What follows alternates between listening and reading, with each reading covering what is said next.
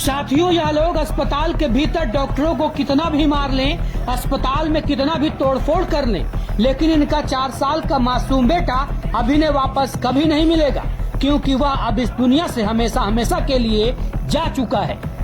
कौशाम्बी के सैनी थाना क्षेत्र के कुरा मुरीदन गांव निवासी गुड्डू जो मजदूरी करते हैं, उनका 4 साल का बेटा शुभम, जिसको बुखार और सांस लेने में तकलीफ हुई तो परिजन उसे मंझनपुर के सरकारी अस्पताल ले गए, लेकिन वहां पर मौजूद एक दलाल के झांसे में और बहकावे में वह इस कदर आ गए कि उन्होंने फौरन बीमार शुभम को मंझनपुर के ही सिराथू रोड में स्थित न्यू सिटी हॉस्पिटल लेकर पहुंच गए, जहां इन लोगों ने डॉक्टरों से बात की, तत्काल उसे एडमिट कराया और 50,000 रुपए भी दिए, लेकिन बच्चे की तबीयत बिगड़ती गई और अंत में कुछ ही घंटों में उसकी जान भी चली गई। जिसके बाद परिजनों ने डॉक्टरों पर लापरवाही का आरोप लगाते हुए जमकर हंगामा किया, मारपीट शुरू हो गई, तोड़फोड़ हुई।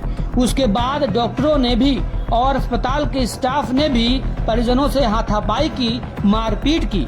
हालांकि बाद में पुलिस पहुंची और किसी तरह बड़े मुश्किल से दोनों पक्षों को समझाकर मामले को शांत कराया, लेकिन एक बड़ा प्रश्न यह घटना खड़ा कर रहा है कि आखिर सरकारी अस्पताल में और उसके आसपास दलालों का किस कदर जमावड़ा है, एक किस तरह से पूरा जाल बिछा हुआ है। यह आप समझ सकते हैं कि पेशेंट जिला अस्पताल जाता है, लेकिन उसे प्राइवेट अस्पताल भिजवा दिया जाता है, वो भी इस कदर माइंड वॉश किया जाता है कि वह फौरन वहां से निकाल कर अपने बच्चे को, अपने पेशेंट को वहां से प्राइवेट अस्पताल पहुंच जाते हैं। कौशाम्बी लाइव की रिपोर्ट।